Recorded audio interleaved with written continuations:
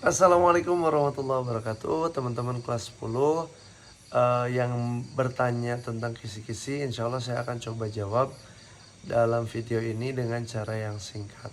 Ya, teman-teman boleh simak video ini. Mudah-mudahan video ini bisa membantu teman-teman untuk belajar ya. Baik teman-teman, kita akan mulai dari pembelajaran materi bola basket ya. Baik teman-teman, akan pada saat bermain bola basket kita sering dihadapkan dengan situasi di mana kita akan melakukan passing dan lawan sudah siap untuk memotong bola kita. Nah, ketika dihadapkan dengan situasi seperti ini, maka kita bisa memilih passing memantul atau istilah lainnya bounce pass untuk menghindari potongan atau blok dari lawan. Ya, kemudian untuk teknik berikutnya yaitu dribble ya. Pada saat bermain bola basket pastikan untuk dribble rendah, kecuali memang kondisinya kita jauh dari musuh. Nah, pada saat dribble hindari dribble terlalu tinggi ya, karena itu berbahaya. Kenapa berbahaya? Biasanya bola akan memantul terlalu jauh dari tubuh dan beresiko akan mudah direbut oleh lawan bolanya. Nah, kemudian untuk kasus layup yang memantul terlalu keras, biasanya perlu perbaikan dengan sentuhan lembut menggunakan ujung jari. Nah, biasanya kalau memantul terlalu keras tuh sentuhan lembutnya biasanya tidak ada. Jadi yang harus diperhatikan adalah sentuhan lembut pakai menggunakan ujung jari. Nah, kemudian pada saat bermain bola basket nih sering terjadi traveling ya. Nah, traveling ini harus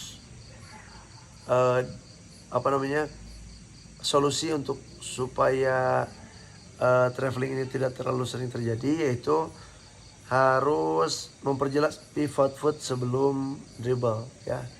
Harus memperjelas pivot foot sebelum dribble. Double team dan pemain terbuka. Nah, oper ke shooting guard yang bebas. Kemudian fast break sering terpotong. Nah, kalau fast break sering terpotong karena sering melakukan chest pass jarak jauh, maka kamu bisa mengambil solusi untuk melakukan overhead pass ya. Kemudian layup kiri sulit bagi right handed. Maksudnya bagi orang yang dominan menggunakan tangan kanan, layup kiri itu akan sangat sulit. Nah, kenapa sulit? Karena koordinasi lintas tubuhnya belum terlatih. Oke ya, jadi memang harus dilatih dulu tuh koordinasinya supaya nggak terlalu sulit.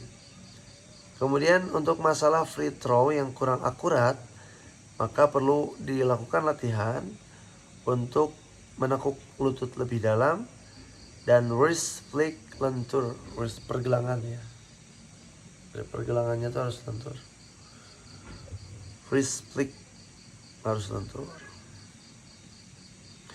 Nah, terus nanti akan ada kasus ketika defender diam, kemudian ada terjadi benturan keras ya, karena dorongan oleh pemain yang sedang melakukan dribble, padahal si kondisi defender diam atau pasif. Nah, maka yang akan terjadi pelanggaran adalah charging ya.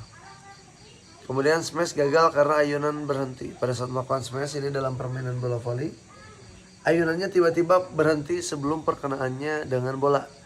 Biasanya ini disebabkan karena bahu tidak melakukan ekstensi secara penuh. Nah, kemudian untuk servis bawah yang terlalu melambung biasanya karena perkenaan bola terlalu dekat dengan pergelangan tangan. Kemudian pada saat basket lagi, layup kiri ditutup defender. Ketika kita melakukan layup dari kiri, kemudian defender sudah siap menutup ruang gerak kita, maka solusi yang bisa diambil yaitu mengganti layup ke kanan atau sisi terbuka ya. Perkenaan terbaik pada saat passing bawah dalam teknik permainan bola voli adalah menggunakan pergelangan tangan. Oke, pada saat permainan bola voli, biasanya dilakukan smash ya. Sebelum melakukan smash, biasanya pemain melakukan awalan berupa langkah. Nah, biasanya ada yang mengambil 2 atau 3 langkah.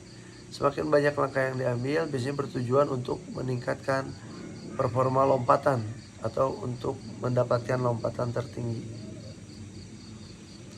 Passing terlalu dekat dengan net ini memiliki resiko besar setter sulit mengambil bola. Bahkan atau lawan bisa melakukan drop shoot dengan mudah.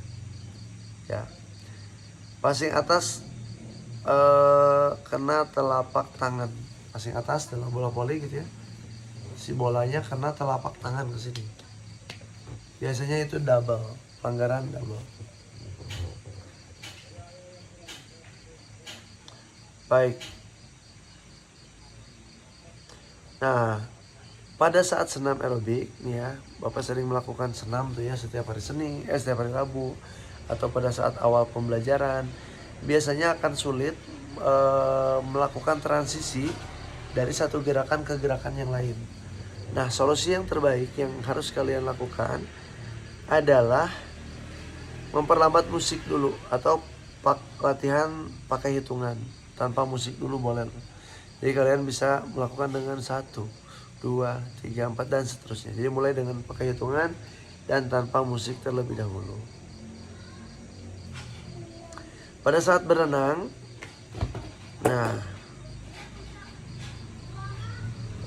pada saat streamline gitu, posisi lurus pada saat meluncur berenang, kadang-kadang kepalanya terlalu terangkat sehingga mengakibatkan pergerakan di dalam air menjadi terhambat atau melambat gitu ya. Nah, perbaikan yang harus dilakukan, yang bisa dilakukan yaitu dengan meluruskan kepala dengan lengan dan punggung. Jadi posisinya emang harus lurus, stabil. Ya. Turunin kepalanya di antara lengan. Nah, untuk kebugaran jasmani ada health related fitness, ada skill related fitness. Salah satu health related fitness adalah muscular strength atau kekuatan otot. Luncuran saat merenang pendek. Nah, biasanya karena lututnya tertekuk atau lengan membuka. Ya, karena ketika lutut tertekuk dan lengan membuka, maka akan menambah hambatan. BMR, basal metabolic rate, adalah kalori untuk bertahan hidup saat istirahat total. Starbell lebih cepat karena sudut masuk curam mengurangi hambatan permukaan air. Ada studi kasus yang satu melompat dengan posisi jumpstart ya pada saat renang gitu. Yang satu posisinya datar begini. Dan yang satu meluncur menukik sudutnya. Nah, biasanya akan lebih jauh orang yang menukik ya, karena hambatan airnya akan semakin sedikit. Oke, yang bukan termasuk health related itu koordinasi. Koordinasi itu udah masuk skill related fitness. BMI untuk 22,86 usia 17 tahun itu masuk ke normal. Kaki terlalu dalam saat renang bebas, menambah hambatan dan mengurangi dorongan. Kemudian double bounce rule. Nah, double bounce rule ya. Pada permainan pickleball nih, kemarin kan kita sudah bermain pickleball ya. Pada saat permainan pickleball ada yang namanya double bounce rule, di mana bola memantul sekali di setiap sisi lapangan sebelum teknik volley boleh dilakukan. Maksudnya teknik pukulan tanpa memantul boleh dilakukan. Oke, skill related fitness salah satunya coordination. Waktu napas terbaik gaya bebas adalah saat tangan menarik ke samping. Pada saat tangan begini, kepalanya mendongak ke atas dan melakukan teknik pernapasan. Ya, begitu. Kemudian aturan kitchen atau non-volley zone pada permainan pickleball diberlakukan untuk mencegah serangan volley tidak seimbang. Pinggul turun saat bernapas.